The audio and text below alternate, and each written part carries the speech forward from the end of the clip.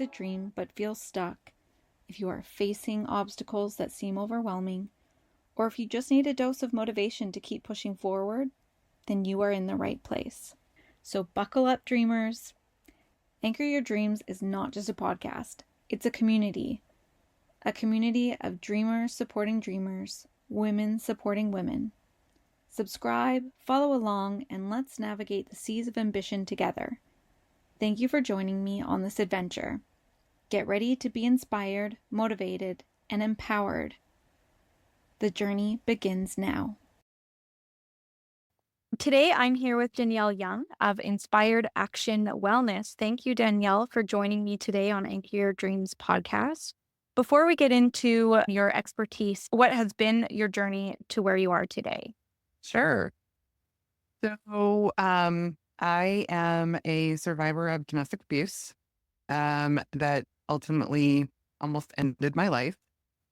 And this has been a long journey, long, arduous journey of soul searching and finding what works and what doesn't work and, what's helped and what didn't help. And then, just sort of weeding out some things and putting some things in what I found that worked for me was yoga, meditation, self-inquiry practice, yoga nidra, and um, and some somatic things as well. Um, it's taken me, like I said, a while to get to this point. It's an everyday journey for me too, and I teach what has helped me the most. I became a master certified life coach a few years ago. I became a trauma informed yoga teacher a few years ago. I became a self inquiry coach through a year-long mentorship program a couple of years ago. And now I'm doing some somatic training as well. So, really trying to be well rounded and, just, selfishly for me too, but, because I find that this stuff really helps other people with their trauma. I'm noticing like a lot of people go into things that are going to help them, but it's also because they have a desire to help others as well. So, like you said, it's things that selfishly have helped you, and now you want to. And I think having that understanding of how it helped you is what also helps other people. Yeah, absolutely. Yeah, I mean, I went to traditional therapy right after the the incident, we'll call it. Mhm. Uh, and when I left that relationship, I did end up pressing charges against my abuser, which doesn't happen a lot. And my attorney advised me to start going to therapy. And so I did, and it just didn't work. I didn't find it helpful for me. And some people love it, and that's great. Find what works for you. But for me, I need more action oriented steps. I needed someone to say, okay, take this, add this, or take this out, and then do this. I needed that. I needed to reframe and form a new relationship with what had happened because you don't ever forget what happens. It's always going to be there. But if you can form a new relationship with it and, rediscover ways in how to deal with it, it makes your healing so much easier. So that's what I found with what I do and with what I've taken on my journey with me. How you said reframe the relationship with what had happened. I think, uh, I mean, I have had my own experience with trauma in my life, and I think even for me, like talk therapy never really did a whole lot. I'm also very action oriented, and um, I think that was probably one of the hardest parts out of all the healing along my journey was learning to reframe the relationship with what had happened. And this is one of the things, and maybe if you don't mind, maybe we can kind of talk about this a little bit and hear what you have to say about it. One of the things that I find I see a lot of things online, for instance, um, that whole saying of, it makes you stronger. Like what you've gone through makes you stronger, and trying to spin this sort of positive way of you wouldn't be who you are today if that didn't happen to you. And then there's, the other side of it is you also have to look at trauma almost like head on. You have to really sort of go into it deeply, kind of bring it all up because uh, and then you can start to really, well, deal with it differently. And I feel like there's so many different fragments of trauma that do show up if we don't actually deal with it head on. But those sayings online and the internet and sort of these cliche sayings, while I can feel that they're true to me now because so many years have passed, back then, um, if someone had have said, "You're gonna be stronger because of this," um, I would have really wanted to just block them out of my life altogether. Like, I was not ready to hear that I'm gonna be a stronger person because of the trauma or what have you. So I'm curious because your, um what you went through was not just something mentally, it was physically as well. So you had a whole physical recovery, a mental recovery. When I say mental, I also mean emotional and everything. And with that is like a nervous system recovery. So because you're years from having that trauma, like what do you see about do you see a positive in someone saying that and repeating that, or is there a time and a place? So my whole my whole theory around this whole toxic positivity thing, um, I feel like it comes from people who haven't actually been there and they're just trained to know. They're like male gynecologists, right? They haven't actually been in a female body. They don't know our anatomy. I mean, they're trained to know our anatomy. They're trained to know the things that we go through. And I feel that way about these certain things. I feel like they're coming from people who haven't actually lived the experience, but they're just trained to be able to say these positive things. Seeing that, it does a couple of things. Number one, it when you go through this, it makes you feel like you should be stronger. It gives you this outcome, this place to that you feel like you need to already be in. And everyone's healing journey is different. Mine probably looked way different than yours, and yours is going to look different than someone else's. And, so I feel like these blanket statements are not healthy. They're putting this expectation on someone to be normal, to be healthy, to be over it, to be strong, to just be this person. And meanwhile, they're like, wait, I'm just surviving over here. I'm living in a state of fear. I'm living in a place where I can't leave my house, where I'm afraid to go outside, where I'm afraid to be in public, where I'm afraid to be seen. I feel crappy about myself. I feel like garbage every day, but yet I'm going to be stronger. No, I always like to tell people you can't heal what you don't feel. When you are feeling all of the feels, sit with that because that is your body telling you what you need. Mhm, When you feel mhm. sad, cry. It does not mean that you need to be strong in that moment. It means you need to sit with yourself and be okay with who you are in that moment. I could go on and on about this.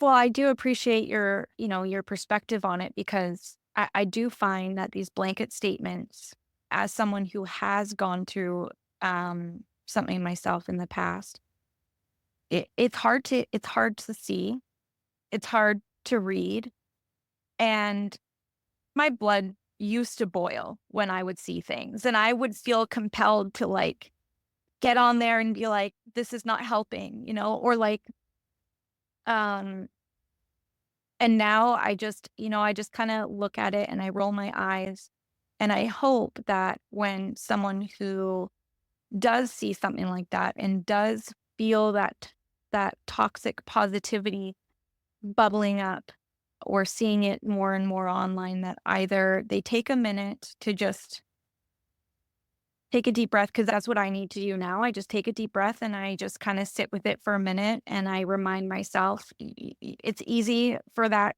to be said online and it's easy, but nobody out there really understands the work that people have to do to get to even the other side to Mhm. feel like, oh yeah, okay, because it's all hindsight. It's all after the fact. Right. And, social media is, I mean, it's a vortex, right? I mean, some of it is good, some of it is bad, but I feel like a lot of the stuff is just being reposted and reposted by people who are like, "Oh, I like this," but they don't actually understand it. But for someone like us, we see that and we internalize it. And someone who has been on this road, sees that and they think that something is wrong with them, that they're not like this. And that can be so harmful on a healing journey. And I feel like people lack empathy when it comes to abuse survivors. Because if you haven't lived it, you come from this mindset where like, we'll just get over it. Like you're out of Mhm. it, everything should be fine now. No, healing is not linear. I mean, it is not a straight path. You're going to have good days and bad days. And if you don't have a good support system and people who can, you know, r-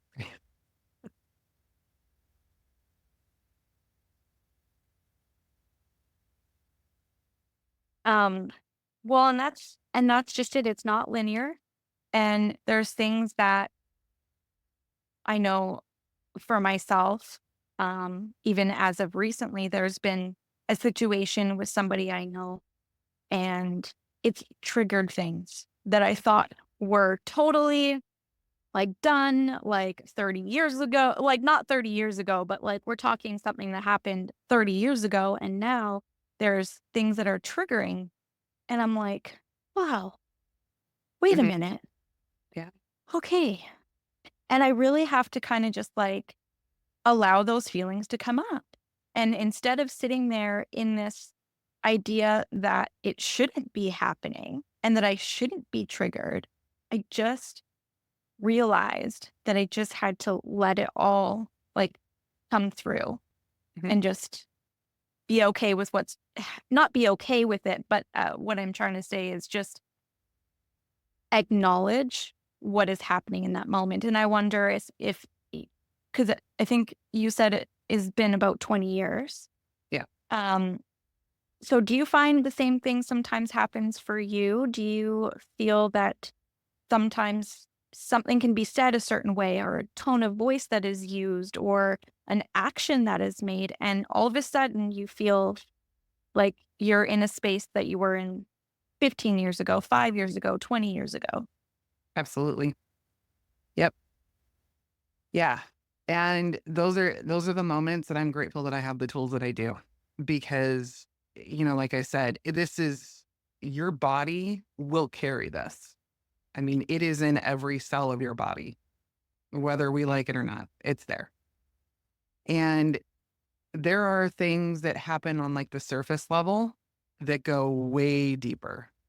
So, you know, something like just a look can set someone off. And you're like, wow, why did that bother me so much?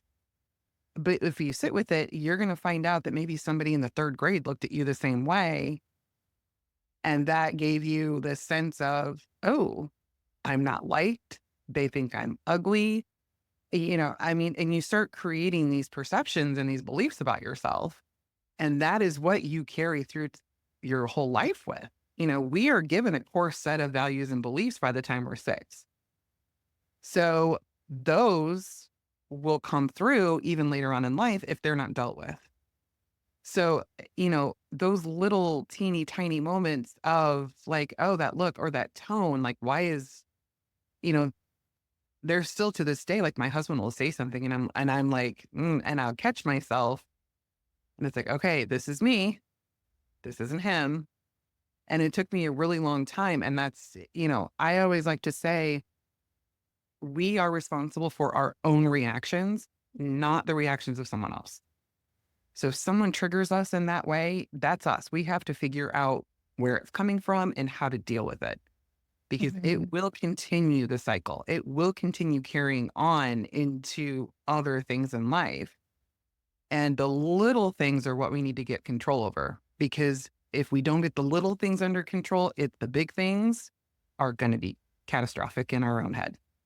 Mm. Mhm. For sure. How did you how did you get to that place where you were able to see the little things and start to go more inward and to acknowledge it's your reaction that you have control over? When I started doing self inquiry, so I was an external blamer. I was this person who thought, well, they looked at me like that. They shouldn't act like that. They shouldn't do that. They shouldn't be like that.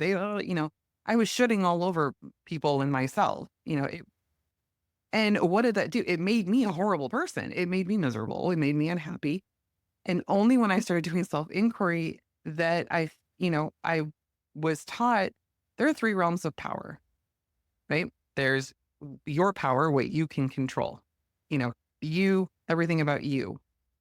Then there is their power, them, whoever they are, people in your life, external things that, you can't control. And then there is like universal power, the things that you can control in the universe. Like you can't control the stars, you can't control like photosynthesis, we have no control over those things. So what we have is control over just us. So once I started categorizing things and seeing that, like, oh, that's a them problem. And I'll say that now, that's a them problem or that's a you problem, you know, then it really became like, oh, okay. It became like a light bulb moment. Like, okay, yeah, this is a me problem. This is a now me problem. This isn't a future me problem. Like, I really need to get control over this and to take control over this and figure out why I feel this gross. And that's when you sit down, you have to have a conversation with yourself. And the first question I like to ask is this true? This thought that I'm having, am I invisible? Well, I don't know. Is it true? Yes or no? And that's the first step in self inquiry. You ask yourself, is the statement true? Yes or no? And then there's this whole other list that we go through. And I go through the list. And eventually I'm like, Danielle, you're being a moron. Like, Yeah. okay, let it go. You don't need to carry this, because when you start carrying other people's burdens, you are burdening yourself with things that you don't need to carry. Yes. Um, the label self-inquiry, I think I love that because I think for me, that's definitely something that I've been able to do a lot more, but I never really had a label, so to speak, for it.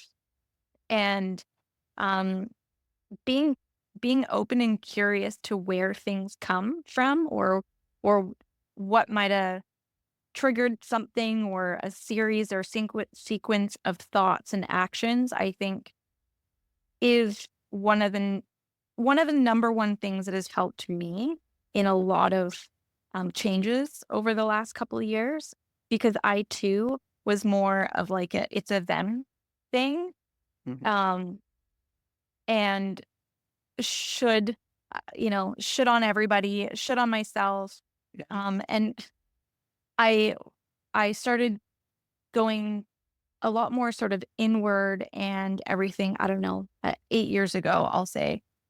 And even like it's taken me a long time to get to where I am today, starting that sort of real journey 8 years ago. And the victim mindset, I think, Mm. um, and one of the things that you had mentioned is that you really love to empower women to come out of that victim mindset. And I think that that is where really everything sort of changed for me, is Mhm. when I stopped looking at myself as a victim. Mhm. And when I started to look at myself, um, as having more control, Mhm. because for so many years, uh, that this helplessness, took over, and it was just like, yeah, I would make choices in my life and do certain things, right? Like I chose to have children and chose to do this and do that, but in between all of that and underneath all of that was a feeling of being out of control and a victim to everything that was happening around me. Mhm. So in in sort of the theme of the podcast and anchoring our dreams, I think getting out of that victim mindset is really how we can get to our goals and get to where we want and live out our dreams. So can you share a little bit about sort of how you were able to come out of that mindset given your trauma and the domestic violence? And I feel like the word victim itself Mhm. um, kind of has a negative connotation to it. So, from your perspective, please do share. Yeah.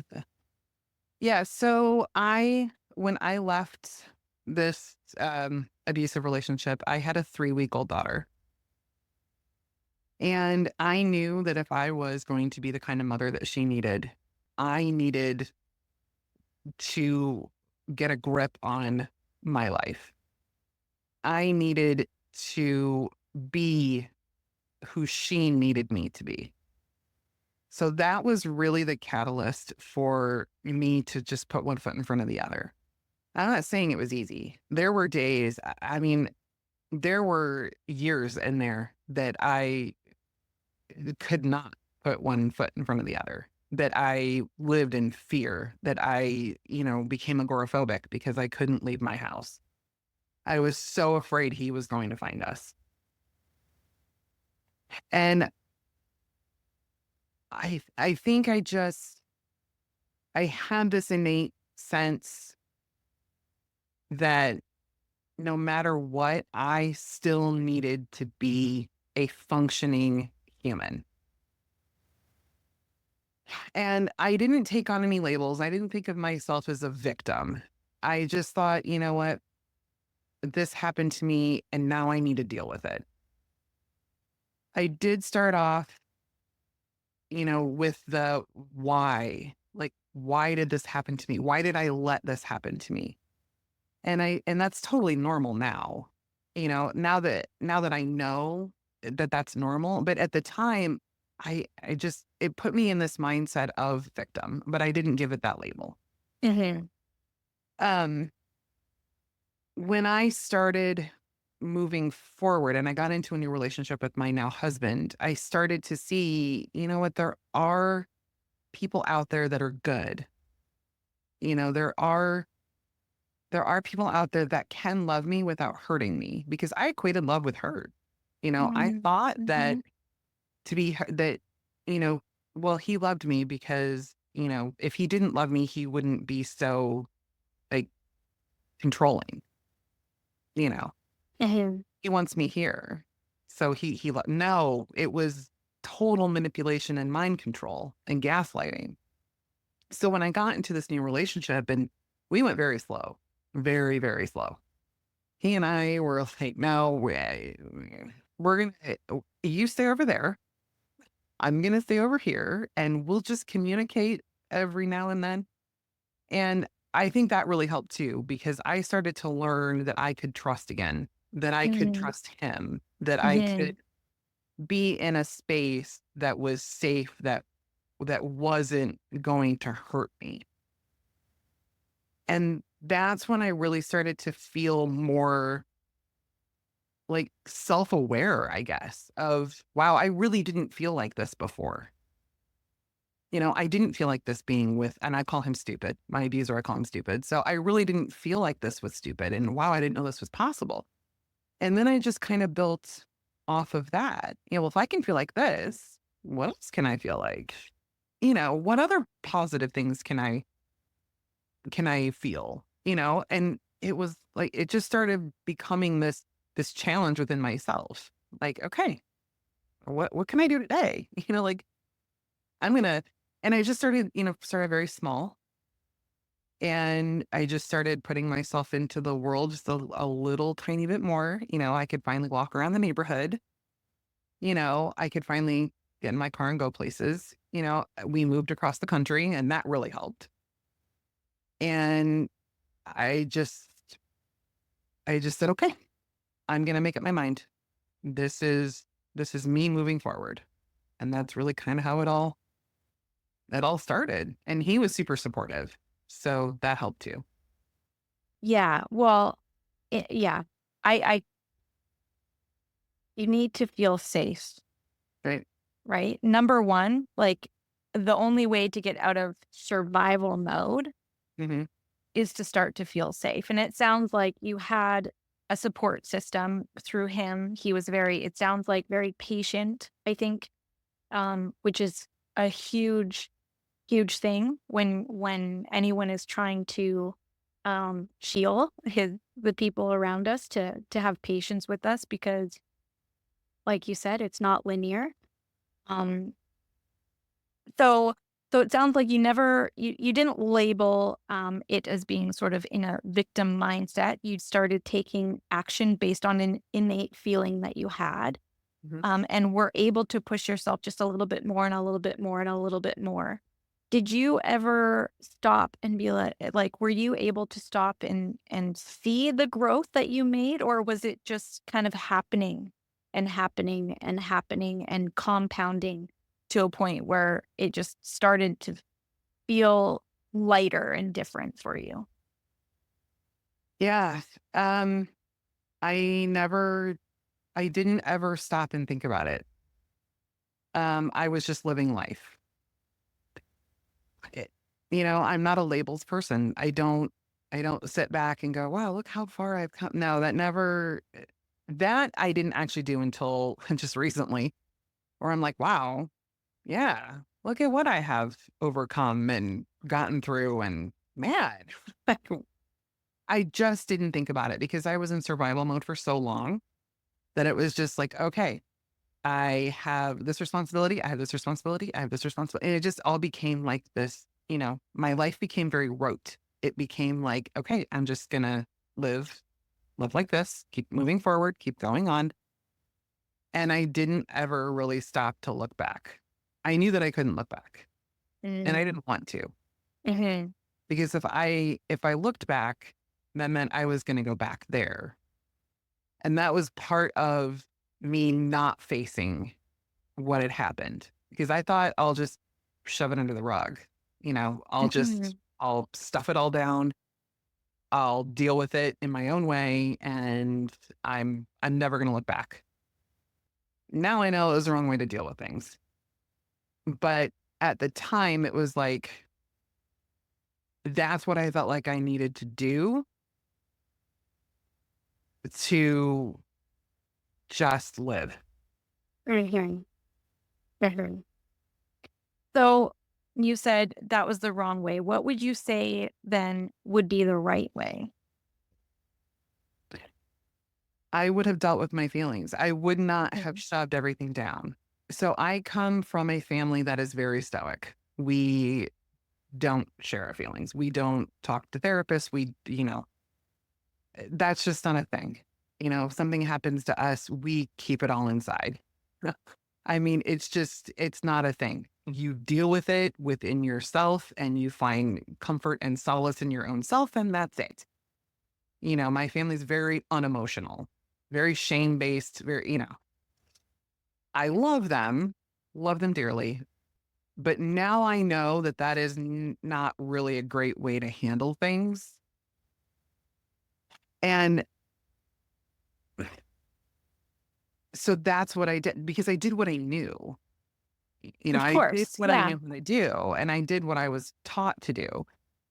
And then when I learned better, when I knew better, and I'm like, oh, you mean I can actually deal with my feelings? I can deal with my emotions. Like, how do I do that? And that's when yoga really kind of helped me was because I could sit in yoga and I would lay on my mat and cry. Mhm. That became my safe space for me. for a really, and it still is. If I'm feeling all spun out in the world, and I'm just like, okay, I just need to take a mental break here. I'll get out my mat and just lay down on it and just breathe, because that is my safe space. And I teach that to my clients. Like, find something in your home that you can go to that is safe for you, whatever that looks like. And Mm-hmm. whether it's like, I have a meditation corner, and be in that safe space so you can feel what comes up, because whatever comes up, it's coming up to go. Don't be Mm-hmm. afraid of it.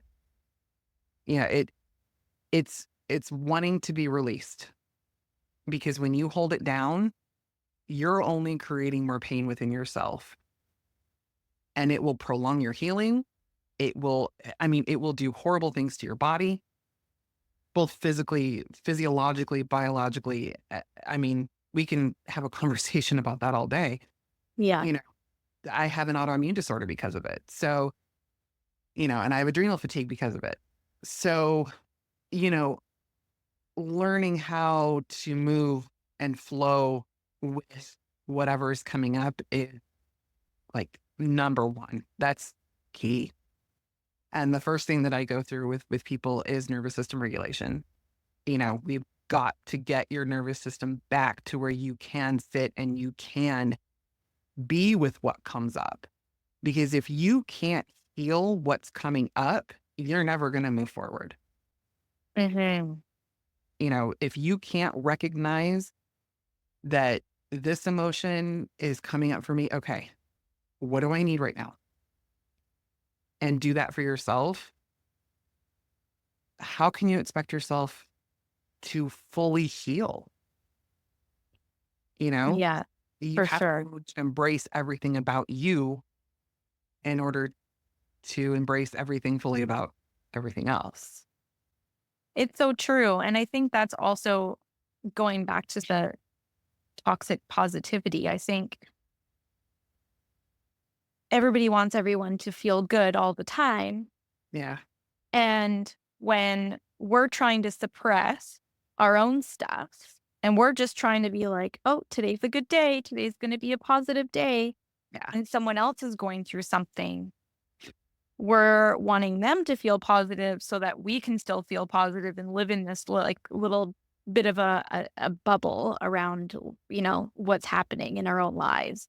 Right. Um, because I do find too that that's huge is sort of the shared energy, but also I have now found being with people and around people who are willing to sit with their emotions and really go through it. I'm much more attracted to be within shared energy with them no matter what their energy level is, if that makes sense. Like, Totally. Yeah. No, it totally makes sense. Because because everything is energy, right? When you give off this negative energy, when you're harboring so much negativity and so much hatred for yourself, how is anyone else supposed to love you? How is anyone else supposed to want to be around you? That's the vibe you're giving off, is that I don't love myself. Therefore, I'm in this world feeling like no one else should love me, because how can I love myself?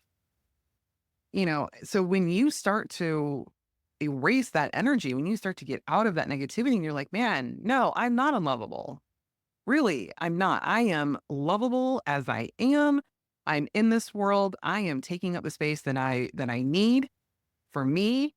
And you will start attracting people who are attracted to that energy. You will start attracting better people into your life. I mean, that's why we keep repeating these, toxic relationships, because you haven't healed what, what that toxic trait was that was attracting all of these people.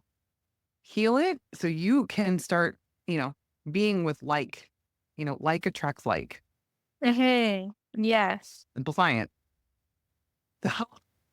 So simple. And one of the things that just, these things are simple in theory and Right. then in practice, right? And that's the thing that I have learned too, but it's also a point. of where we can just give ourselves a little bit of grace. Like, Mhm. yes, we can have these conversations. We can read the books. We can listen to the podcast. We can do all the things, but really at the same time, we do have to give some energy to the practice of these methods and these things that help. Um, for instance, one of the things, especially being an entrepreneur, right? It's a lot. It takes a lot of energy. Women who are also mothers, like we shared, sometimes we don't know how our day is going to go. We're going to get either our kids are going to end up being at home and we've got this planned and that planned, or we get a call from the school saying, come pick me up. Um, and being an entrepreneur, everything starts and ends with us. So, what are some tips that you have for staying motivated and um, getting through some of those lows and challenging times? My my biggest thing that I preach is self-compassion, self-care. You've got to, like you said, you've got to give yourself some grace. You cannot be expected to perform 100% all the time. That's where burnout comes in, and it will come in very quickly. I mean, if you are not, if you're constantly running and you're going to be running on empty, you have to fill yourself up first. So what I like to tell people is just set aside, I don't care if it's 10 minutes a day. I like to have a morning routine. That's my time. I get up, I do my thing. Everybody else knows you stay away from mom. Don't breathe on me. Don't look in my direction. This is my time. And I am a huge believer in taking time for ourselves first thing in the morning because that is what starts off our day. So we can be prepared for whatever hits us later on. So I get up, I meditate, I get my coffee, I make my bed, I brush my teeth, shower, whatever. I might do a couple of yoga poses, I might go work out. It just depends on the day.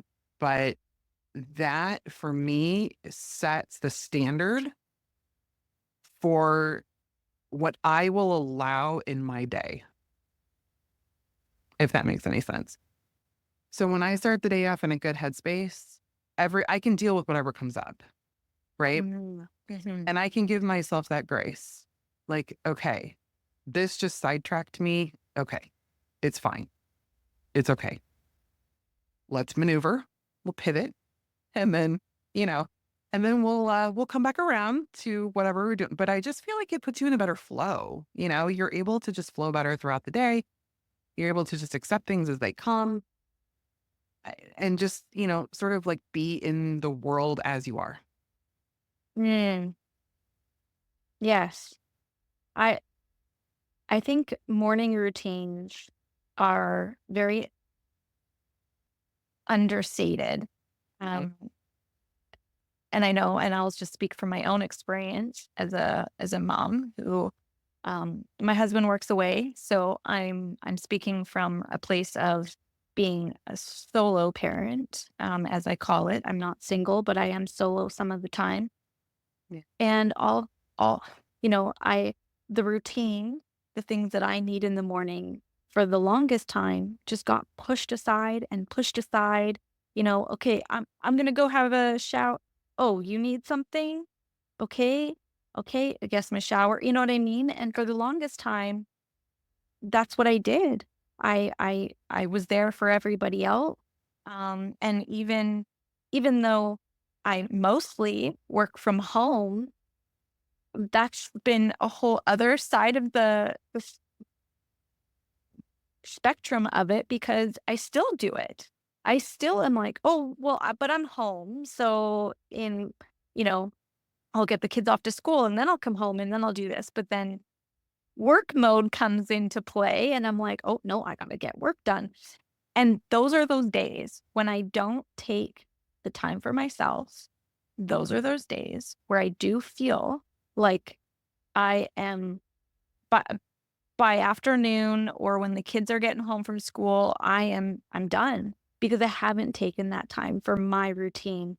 Um, and yeah, so I think that morning routines and taking that time and like you said and how you articulated it is it allows us because we've regulated our nervous system. We've gotten up and we've Yeah. taken care of ourselves. Our nervous system is in um, that regulated mode. And something that comes up that might feel chaotic, we are regulated that it's easier for us to handle and to deal with and actually think about it from a standpoint of like critical thinking and acknowledging what we have control over versus when we are not regulated, we haven't taken that time. We don't really think about things from a critical standpoint. We think about things from a chaotic standpoint. And then we're reacting to the Yep. situation. So, and it's a good reminder. Like I said, I have my days where I'm like, yeah, routine, let's go. And then other days I'm like, routine? What's a routine? Yeah, same. I mean, it is hard, when you are an entrepreneur, it is really hard to set those boundaries, but they're crucial. Setting boundaries with anything is crucial, and I even do it in evening routine. Mm. That way I know I have something to look forward to. That way, if my day goes completely off the rails, I know that at 7 o'clock at night, that is my time. No, my door closes. I put a sign. It's like basically do not disturb mom at this point. I will go in my room. I'll do like a face mask. I'll do, some meditation. I'll just sit, I'll journal, write my gratitudes out for the day, because I'll brain dump, I'll just Mhm. start journaling, like, hey, this happened today and get it all out on paper. So I'm not going to sleep with it. And that for me has been a big help too, just journaling, getting it all out before bed and then going to sleep with this clear, like with clarity almost. So yeah, I mean, I love having morning and evening routines. If you can only do one or the other, then hey, or take a 5-minute break in the middle of the day and just breathe, just Mhm. breathe. Whether you're sitting at your desk or whether you're sitting in your car, just close your eyes, take a deep breath and just breathe. Tell yourself, I'm okay in this moment. Yes. I love little things like that. And I think for some people who are more structured in their days and everything, having specific times, but also acknowledging that if we need to take an extra 5 in the middle of the day, like, that's okay. If Yeah. that's what you need, and like you said, if we're feeling some kind of way, like, and the tears start coming, just allow it. Allow it in that moment. You don't even have to understand why or where it's coming from. Yep. Um, but just allow it and everything, and yeah, I think that that's all those things are so important, especially, um, when we are so busy and we do tend to take on so much. I think as women in general and mothers and everything we do, we do tend to, take on other people's emotions and other people's, chaos in their it's natural.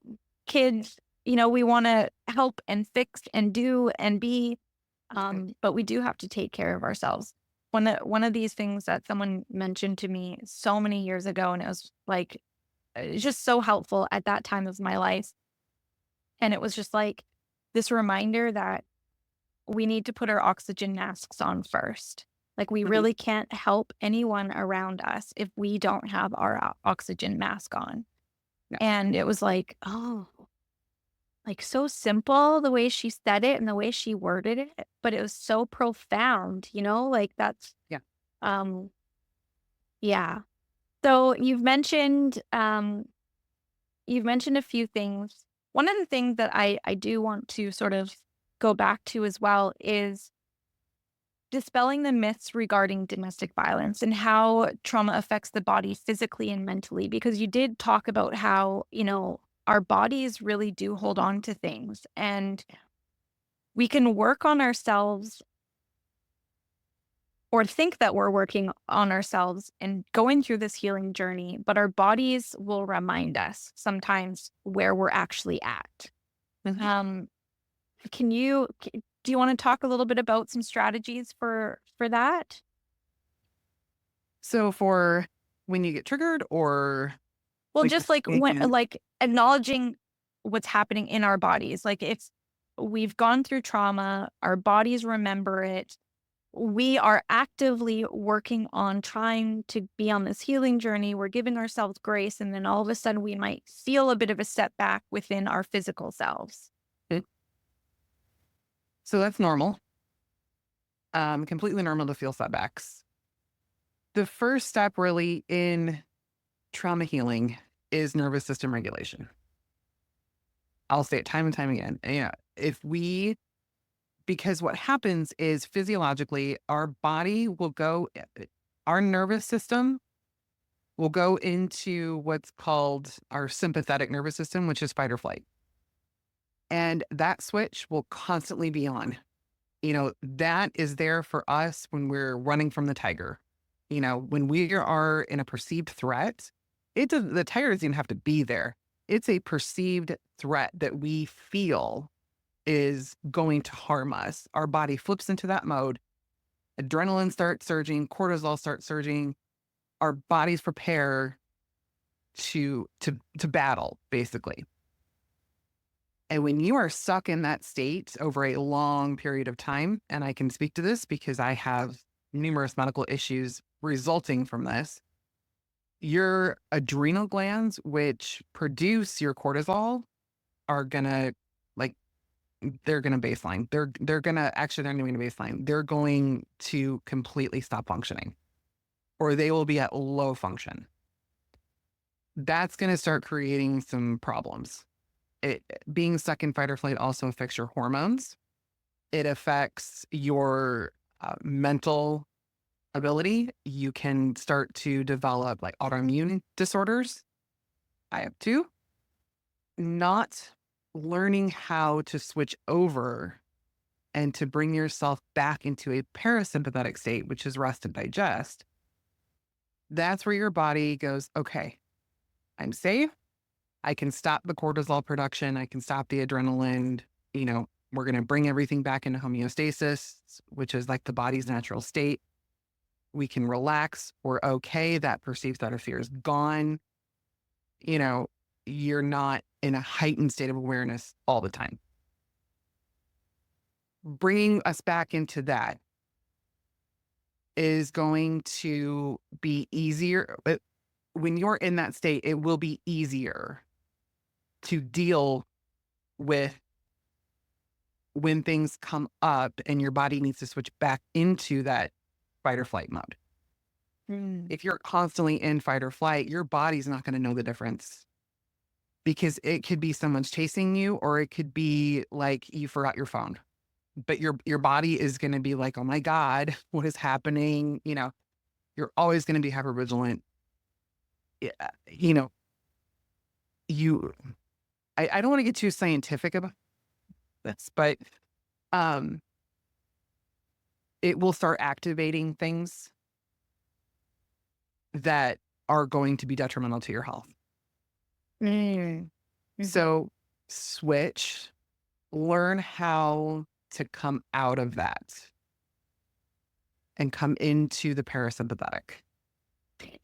And to come into the parasympathetic and learning how to come out of that, is that's gonna be different for everybody. Some people, like you so perhaps going into, breath work might be work for some people. Do you have other, um, tools for getting into that parasympathetic?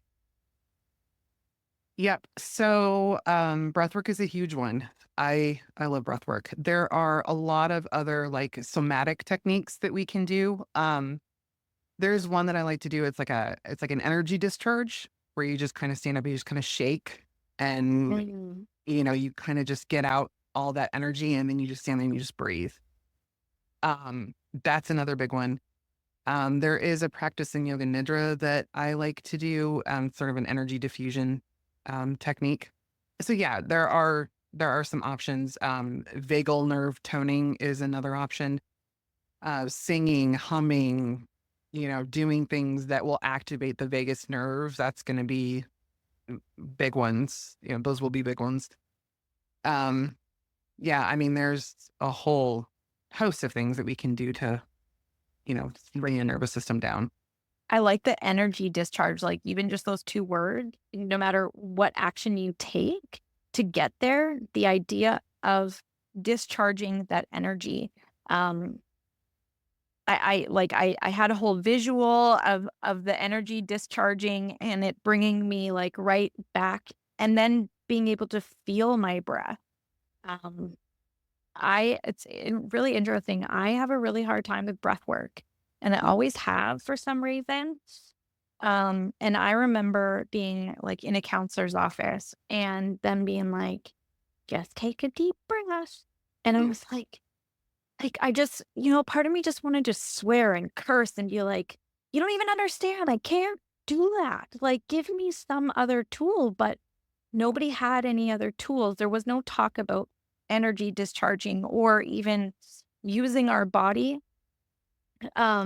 So just hearing the words energy discharge really just kind of was like an aha, like, yeah, it's okay if you can't sit and take a deep breath. If you need to stand up and shake your body, if you need to hum, if you need to put on, I don't know, heavy metal and sing, like whatever works. And I think that is sort of what I think a lot what we really need to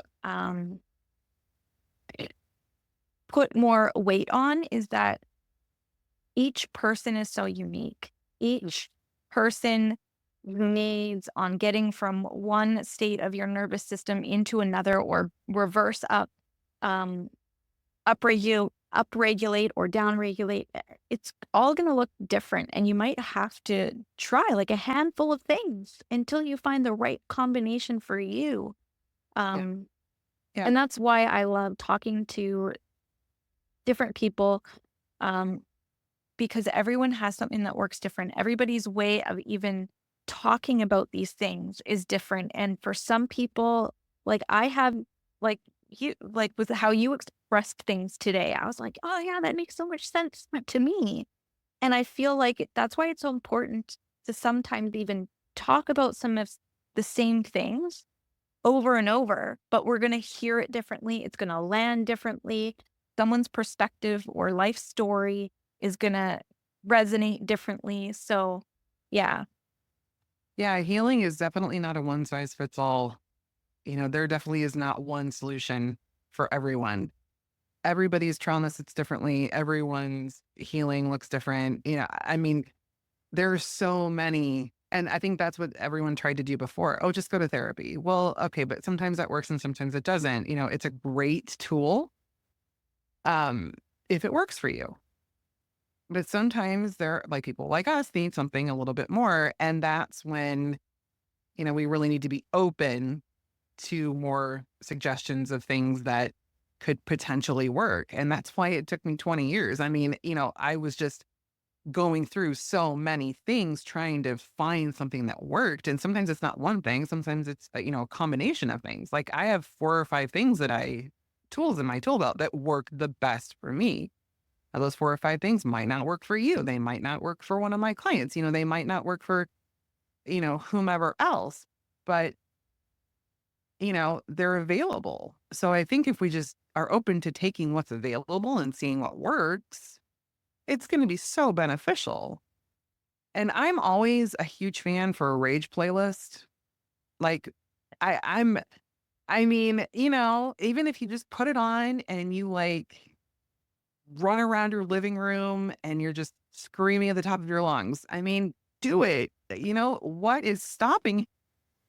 It's Yeah. totally fine. Have the rage playlist. Have the cry playlist too. I have a cry playlist. when I want to be sad and I want to sit in that energy, okay, I'm just going to give this to myself now. I'm going to sit here with this. And then it's like, okay, I'm done. I'm over it. Yeah, have it. Do what you need to do. It is not a one solution thing. No, it's not. And, and that's I think that's the other thing is it took me years to also understand that as well for myself, because like, yeah, everyone's like counseling, counseling, counseling, counseling. No, I remember being young and my mom, I know she was coming from a place of really trying to help me, but it was just like, you're grounded until you go to counseling. And I'm like, Yeah. this doesn't work. Like it just and unfortunately what was happening was I was just feeling the opposite effect, right? I then just instead became angry that I was being forced to do something. Right. Um, you know, but at the end of the day, it has taken me years to understand what does work for me. And that doesn't mean that in 10 years that, yeah, going somewhere and talking might work. Nope. So sometimes even revisiting things that we've once tried didn't work in that time frame doesn't mean that it may not work in our future either. Yeah. Um, but w- um, we're kind of the time is kind of we're getting there. But one of the things I was on your YouTube channel, Okay. and one of the things that I came across that I thought I hope that you can share on the podcast today is reclaiming our voice. You had some tips for people to reclaim their voice. Could you share those today? Yeah. So, first step is I mean, there's quite a few. I'm not sure which ones I gave on that video, but the first one is, just say no. If you are, and my people pleasers, I love you. You've got to learn to say no. You know, how that other person reacts is not up to you. You know, let them react how they're going to react. But say no to something that you would normally say yes to. Just say no. I'm really not. I really don't want to do this. Another good one is, um, be around people who you can say things to. If you are around people that you can't voice your opinion to, those are not your people. I don't care if it's family, friends, they're not your people.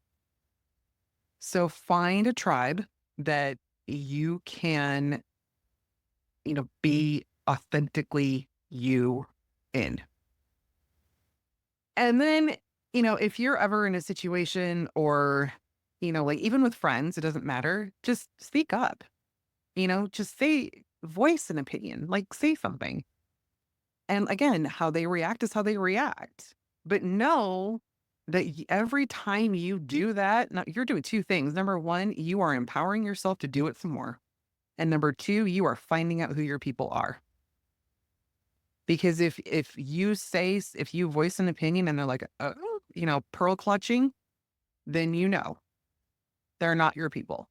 And no matter what you say, or no matter what you do, you're never going to fit in with them. You're never going to be able to feel like yourself around them. So it's really just owning like, hey, I have a voice, I have an opinion, and being okay with it. And, even just in little situations, like even over coffee with a friend, voice an opinion, and they might surprise you. If you feel like, oh, I can't say that to that person, say it.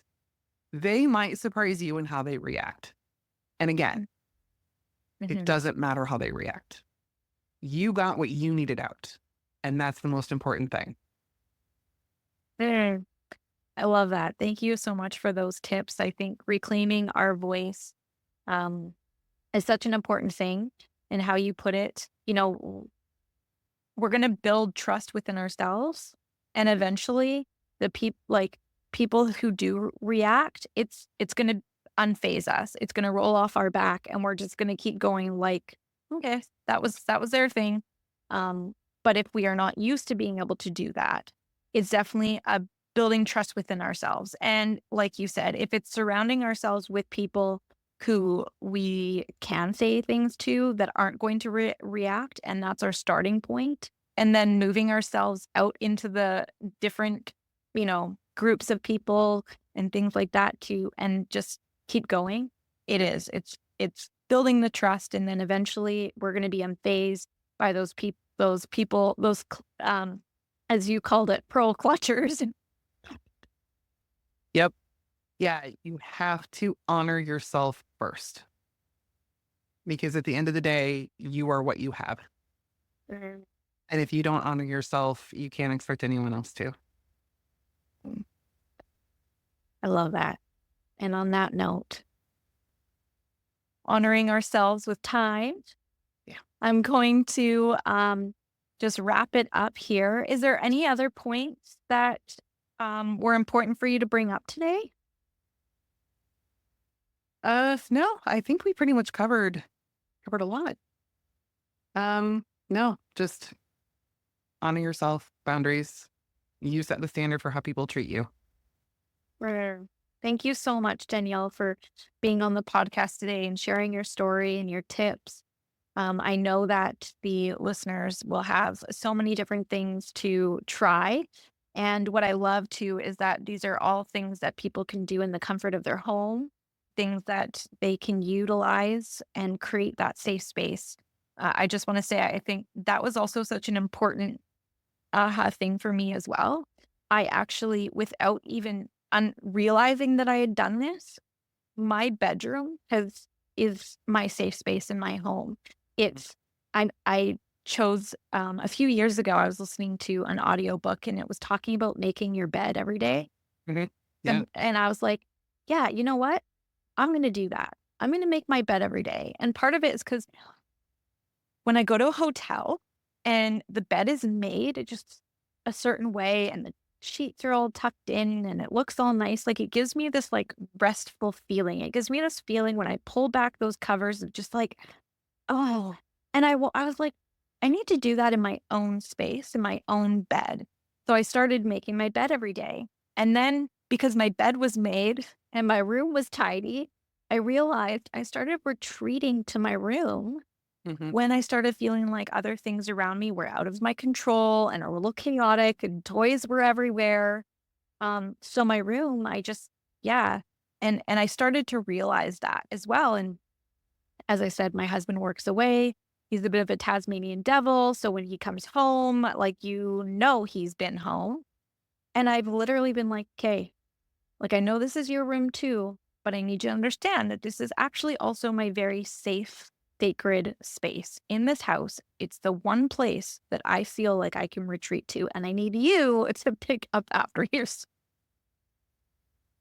Yeah. And that also gives us a sense of control, Yeah. right? When things because that's the thing we can do. We can make our bed. Those are the things we can control. So when the Mhm. world feels out of control, we have the things we can come in and we can control. And that is a form of self-care, honestly. Making your bed every day, doing those little rituals, that is self-care. Yeah. Yeah. And it was just that something naturally that happened. So I think, too, I'll just end with saying that a lot of people might already have these rituals built into their day. And if you are feeling like you currently aren't doing anything for yourself, just have a look at some of these little things that you already do. And if you want to add on to that, that's okay. But also acknowledge the things that you already are doing and use that. As something in the positive bank for taking care of yourself. Absolutely. Yeah. Well, thank you so much. It's been a pleasure. It's been such a great time chatting with you and learning about everything that you do. You are a life coach, somatics, and you offer lots of different things. I've followed your YouTube channel now, and I think there's so many great tips. So I'll be sure to put that in the show note as a resource for people because short little clips like that, I think, are so easy for people to digest. So if we don't have time to listen to an audiobook or even a full podcast, short clips like what you have on your channel, I think are just perfect. So thank you so much for sharing with us today. Sure, thank you. And I'm on all the social media except for X. I'm not on X, but yeah, you can. I am on TikTok, Instagram, uh, LinkedIn, and YouTube. Yeah, and Facebook. Great. Thank you so much. All right, thank you.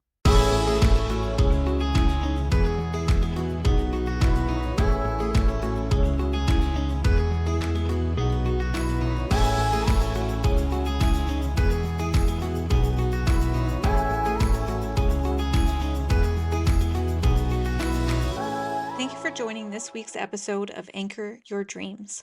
I hope you enjoyed today's conversation as much as I did. A big thank you to our incredible guest for sharing their wisdom and insights. If you resonated with today's episode and want to explore more about turning your dreams into reality, be sure to subscribe to the podcast. We have a lineup of amazing guests and valuable content coming your way. Don't forget to connect with us on social media. You can find us on Instagram and Facebook. Share your thoughts, insights, and your own journey using the hashtag #AnchorYourDreams. Head over to our website at meganmcquillan.com in the podcast section, where you'll find the show notes, resources, and information about upcoming episodes. Before we wrap up, I want to express my gratitude to each and every one of you.